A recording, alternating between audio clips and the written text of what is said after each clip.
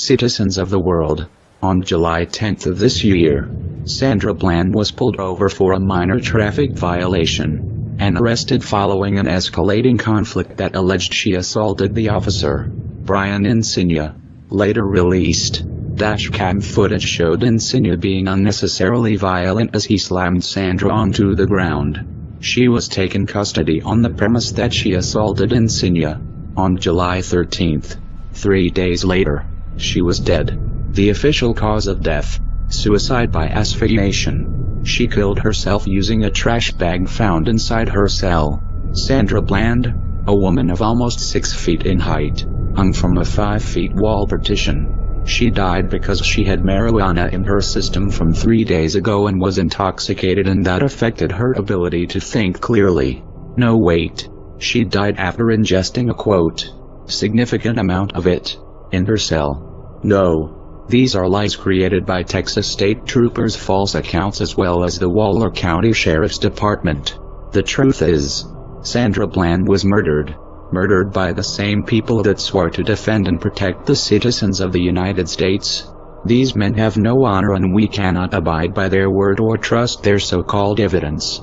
Sandra Bland was already dead in her mugshot. There are factors that stand by this conclusion as well as significant evidence. Waller County law enforcement was involved in tampering with much of the documentation as well as the mugshot. Allow us to run you through those points. Number 1.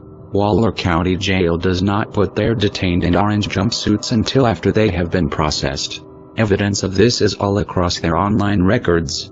Every detainee is in street clothes, looking straight at the camera, with their shoulders angled, and their bodies away from the wall. This brings us to point number 2. Look at her hair. Her locks are pointing back instead of hanging straight down. Her head is clearly resting on the surface behind her. Her shoulders are resting at a 180-degree angle, a clear sign that she is on the floor, and on her back.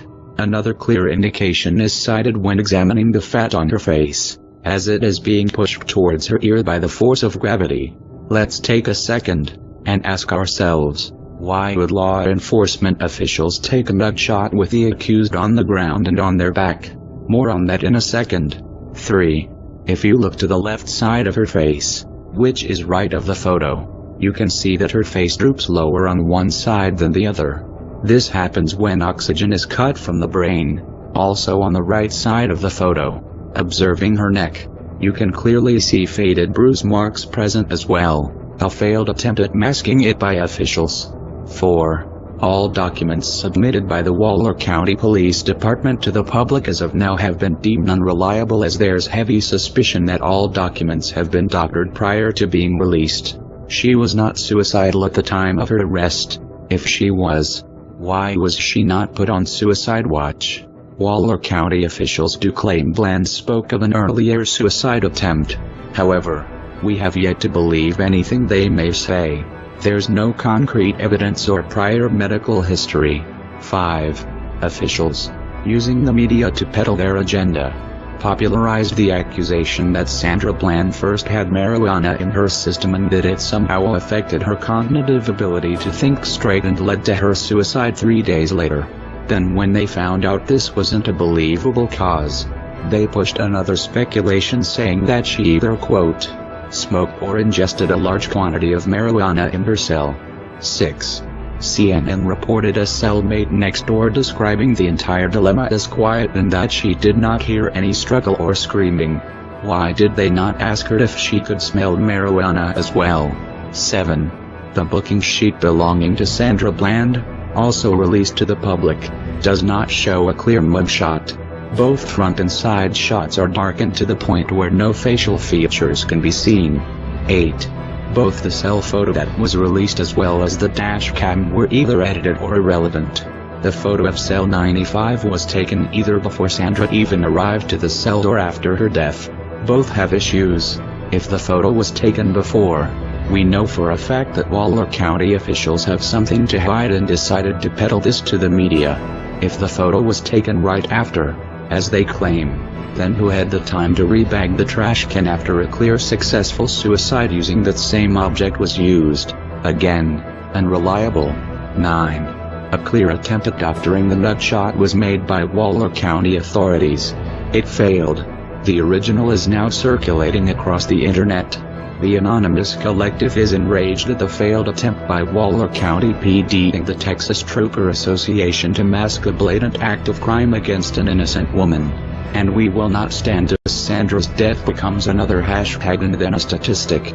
We, Anonymous, are calling on the citizens of the United States to commit to a day of rage for Sandra Bland and all who have been murdered at the hands of ruthless law enforcement officials who know no honor. Cities around the United States will rise up in unison and call for Sandra Bland's justice. We, not as Anonymous but as citizens of the United States, are tired of the cycle of murders and cover-ups made by police departments across the nation. We demand that each police chief at each protesting city to come out to the crowds and renew their pledge to protect the people they serve. We also demand the immediate arrest of Brian Insignia and the resignation of both Waller County's district attorney and the Waller County's sheriff. If you do not take Brian Insignia into custody, we will come after all of you. All your secrets will be leaked. You will all be vulnerable. We all know where you live. This is for Sandra Bland. No mercy for murderers. Operation Rage for Sandra. Engaged. We are Anonymous. We are Legion. We do not forgive. We do not forget. Waller County Law Enforcement. It's too late to expect us.